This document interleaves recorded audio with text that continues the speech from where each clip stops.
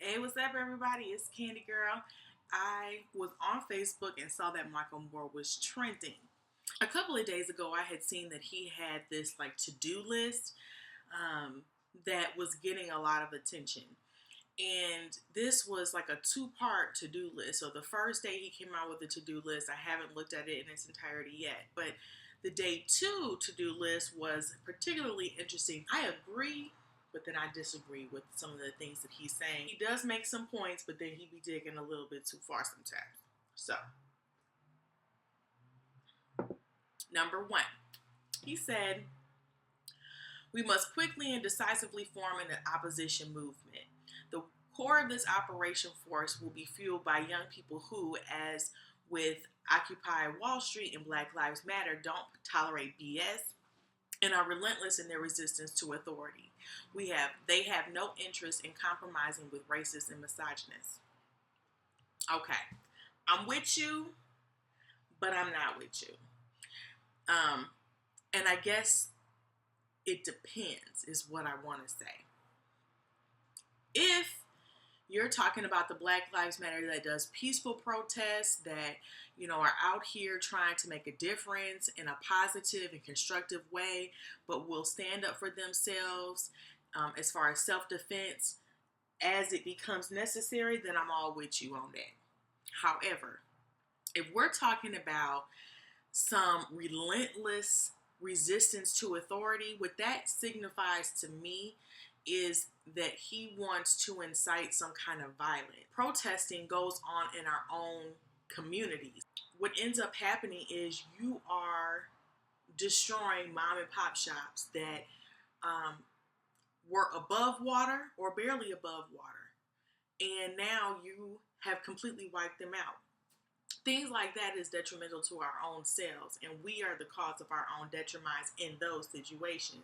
Not only do we have rights, but we have obligations as U.S. citizens, and we cannot be doing violent protesting and rioting. We need to be peaceful. We need to be strategic. We need to, meet them where they're at. And that does not mean making people comfortable, but it does mean packaging it in the right way so that it can be received, because you can have whatever message or whatever objective that you have in the end of the day, but if you're not presenting it in the correct fashion, you're not going to get what you want out of the situation. Anyway, number two, prepare to impeach Trump. We must organize an apparatus that brings charges against him when he violates his oath and breaks the law. Okay, definitely agree with that. I mean, that's a no-brainer. You should be doing that for every single politician that you vote into office, to be honest with you. And on the local level, all the way up to the national level. You do not elect people and then just let them have at it. You want to hold people accountable. You want to make sure that they're sticking to what they have promised to. Number three. Must commit right now to a vigorous fight, including civil disobedience if necessary, that will block any and all Trump Supreme Court nominees who do not meet our approval. Now, see, that's what I was talking about. We don't want to do a civil disobedience. We don't want to engage in criminal activity if that's what you're alluding to. So, calm down with all of that. We have a political process, a political system that is used to rectify these kind of situations. That's why you elect legislators who then go, and I think it's the Senate that approves the Supreme Court justice nominee. So if you're not going to the polls, don't be sitting here conspiring on going out and doing some civil disobedience. If you are not part of the solution, do not start being part of the problem, okay? This is number 4, demand that the DNC apologize to Bernie Sanders for trying to fix the primaries against him, for spinning the press to ignore his historic campaign, for giving Clinton the questions in advance in the Flint debate, for its latent ageism and anti-Semitism in trying to turn voters against him because of his age or religious beliefs, and for its anti-democracy system of superdelegates who are elected by no one. Okay. Get you on that one. That's what's up, right? That's what's up right there. Y'all need to apologize to Bernie Sanders, but I highly doubt that anybody is going to admit to fixing the primaries against him. They're not going to admit to trying to spin the press. They're not going to admit to giving questions in advance during the Flint debate. All of this stuff is not going to happen. Number 5, demand that President Obama establish a special prosecutor to investigate who and what was behind FBI Director James Comey's illegal interference into the presidential election 11 days before the vote was held. Yes, yes, yes, yes. First of all, let me say something about the hypocrisy and probably some type of sexism within the political process here. Um, we had the FBI coming out and saying, "Oh, we found other emails, and we trying to get her back under an investigation and things like that." While it is within our right to know what the FBI and any kind of federal agency is doing with our taxpayers' dollars, why are you publicizing prejudicial information against a presidential candidate just 11 days before the election?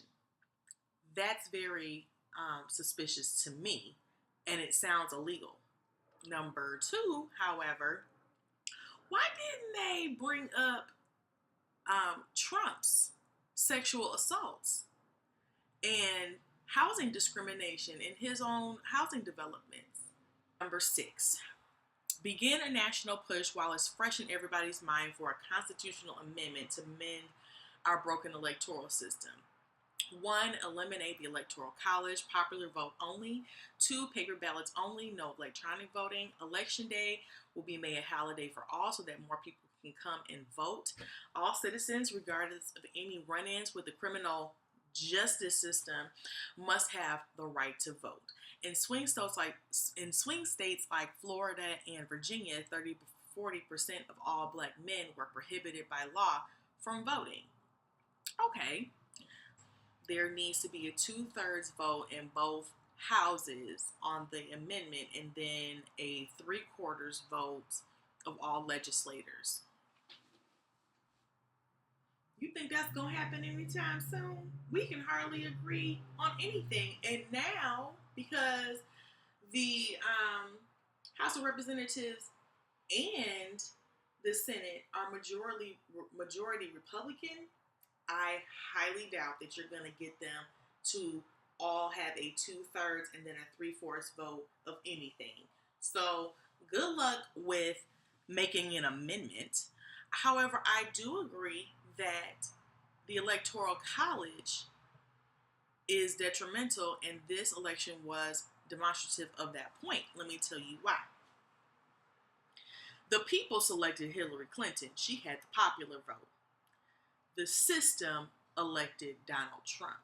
Now, as far as all citizens, regardless of any run-ins with the criminal, quote-unquote, justice system, giving them the right to vote, I definitely agree with that. The criminal justice system has been disproportionately targeted against African Americans and any other minority group. So, with that being considered, the strength in the disenfranchised, if they were given the right to vote again and their rights were restored, it would have a huge impact on the electorate, on the democratic system, and might lean more in favor of those people who have been disenfranchised from the entire system and have a voice that needs to be heard as well. A lot of times people are saying, well, they violated the law. Well, there's reasons why they violated the law, number 1, and sometimes it's because the system is not in their favor, all the way from the education system to the employment system to the criminal justice system. So giving them the power to